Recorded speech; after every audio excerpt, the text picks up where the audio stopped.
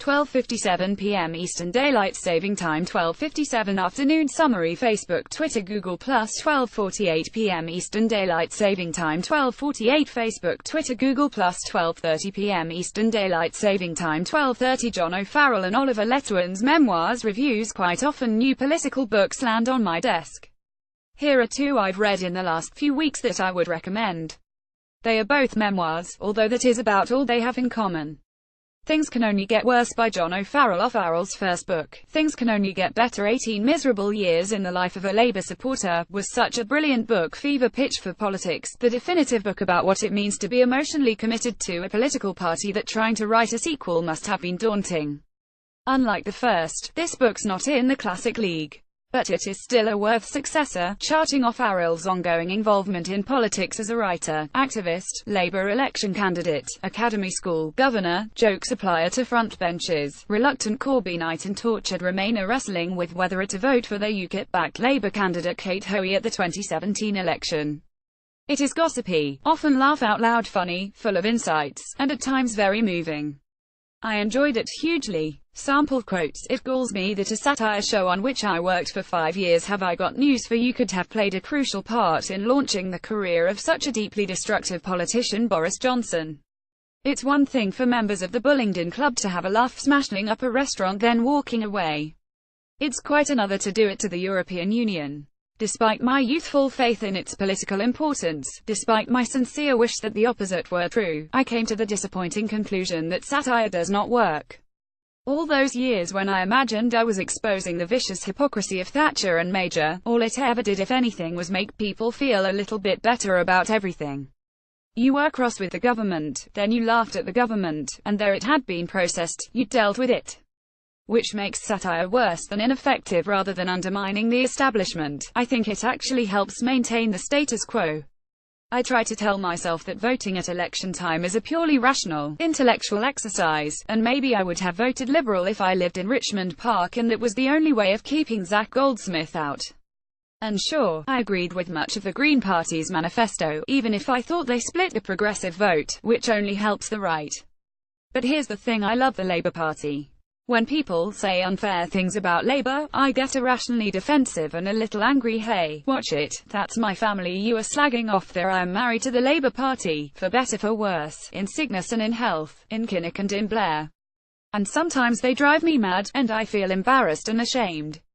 But much more often I feel proud, deeply proud, of the picture with Nye Bevan and the first little girl treated under the NHS, or Barbara Castle welcoming the Dagenham strikers and forcing through equal pay for women, and yes, that picture of Jeremy Corbyn being led away by police for demonstrating against apartheid.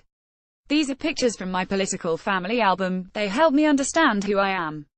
John O'Farrell. Photograph Martin Godwin for The Guardian. Hearts and Minds by Oliver Letwin. Letwin worked for Margaret Thatcher's policy unit, served as Shadow Home Secretary and Shadow Chancellor amongst other jobs during the Tories' wilderness years in opposition, and then spent 6 years in government as David Cameron's policy fixer where, as the press release for this book puts it, every piece of government policy crossed his desk. This shortish book, 296 pages, doesn't cover the period in detail, but instead focuses on ideas and lessons learnt. It is highly readable and, for a memoir of this kind, unusually candid. Letwin is much more open than most former ministers about admitting what went wrong. His conclusions about Thatcher and about NHS marketisation are probably the most important in the book, but it is all worth reading.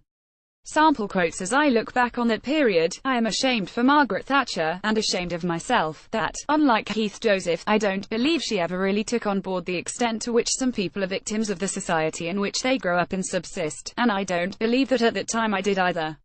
She was so keen to re-emphasize personal responsibility and the vigorous virtues that she, and we who were infused with her spirit, missed the other side of the equation, that some people in some conditions of life just aren't able, without a massive amount of external help of the most intrusive and paternalistic and sympathetic kind, to escape from those conditions of life.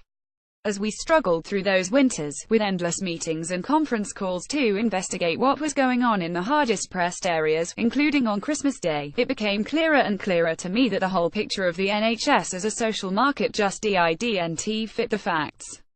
The truth is that there are actually two distinct kinds of thing going on in the healthcare system. One is a system of GPs, maternity care and elective surgery for the young and basically fit. In principle, this side of NHS healthcare could operate as a social market. But the real problem is that there is a second healthcare system, a rather unsystem, which is meant to provide care for the frail elderly. It is this system that actually absorbs most of the cost of the NHS and adult social services. And as Stephen Dorrell and Sarah Wollaston quite rightly pointed out, but I didn't understand until later, it is purely fanciful to portray this as something that can operate on anything like the social market model proposed in NHS Autonomy and Accountability, a Conservative Party policy paper, published in 2009 of Equity and Excellence Liberating the NHS, the 2010 white paper that led to the Health and Social Care Act. Oliver Letwin. Photograph David Levine for The Guardian. Facebook, Twitter, Google+, 11:46 a.m. Eastern Daylight Saving Time, 11:46. Severin Carroll. Richard Leonard, the favourite to win the Scottish Labour leadership contest, has outed himself as a vigorous opponent of the Intrice Group militant in the 1980s and insisted he would fight against party factionalism if he wins the internal election. With ballot papers being issued this Friday, both Leonard, the Corbynite candidate, and his rival Anas Sarwar, a former deputy leader of Scottish Labour, are making final campaign speeches and policy statements this week, in a bid to reassure members after a particularly bruising phase of the contest, which has seen bitter exchanges over Brexit, allegations of dubious recruitment tactics of new members and the candidate's loyalty to Jeremy Corbyn. Leonard said he had a long track record of bipartisanship within the party.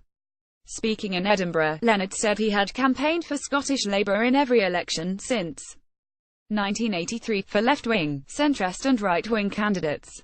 He insisted he prized loyalty to Labour above loyalty to factions. He said, when a Labour candidate is selected, we all get behind them 100%. That's always been my philosophy, and that's why I believe I am the candidate who can reach out and unify the Scottish Labour Party. I have never joined a faction inside the Labour Party. Indeed, some of my formative experiences were forged on the anvil of tackling a faction, the militant tendency.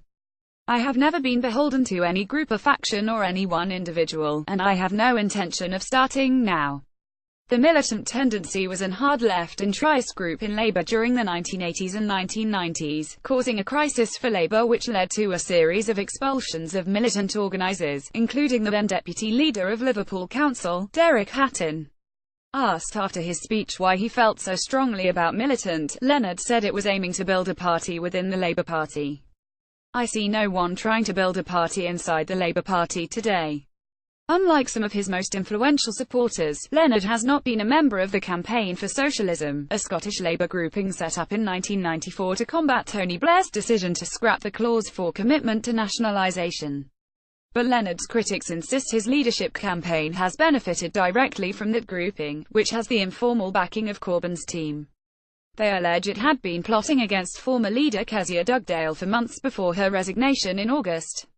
Richard Leonard. Photograph Stephen Russo. Per Facebook, Twitter, Google+, 11:35 a.m. Eastern Daylight Saving Time, 11:35. Facebook, Twitter, Google+, 11:22 a.m. Eastern Daylight Saving Time, 11:22. Facebook, Twitter, Google+, 10:18 a.m. Eastern Daylight Saving Time, 10:18. Almost half of voters do not expect Brexit talks to conclude successfully, poll suggests. Today The Guardian has published its latest Brexit Watch analysis of the economy.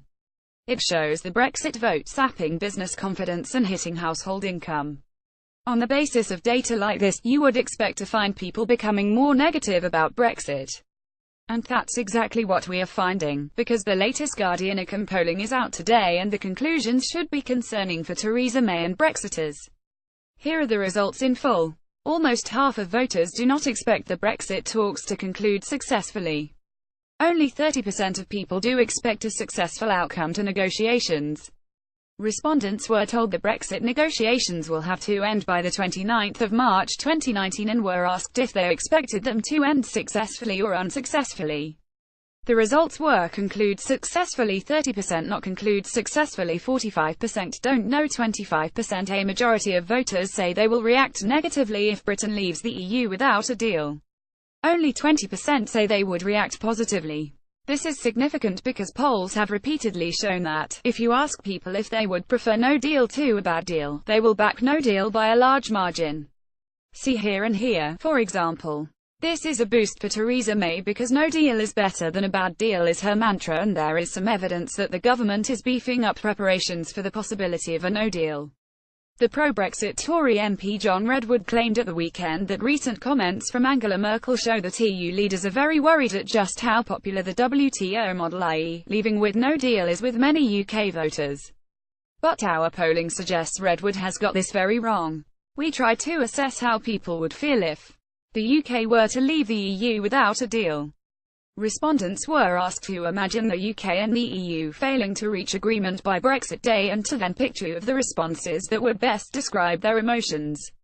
The results were worried 50%, confused 29%, furious 24%, pleased 14%, would feel nothing 13%, terrified 12%, proud 11%, excited 11%, net negative, all those choosing at least one negative response 62%, net positive 20%. Voters are becoming increasingly negative in how they think Brexit will affect their personal finances, the overall economy and life in Britain generally. We have been asking people all year whether they think Brexit will have a positive or negative impact in these three areas. Here are the results for February, for July and for September. Taken as a whole, the latest results are more negative than they were in any of the previous surveys, although the decline in confidence is gradual, not dramatic.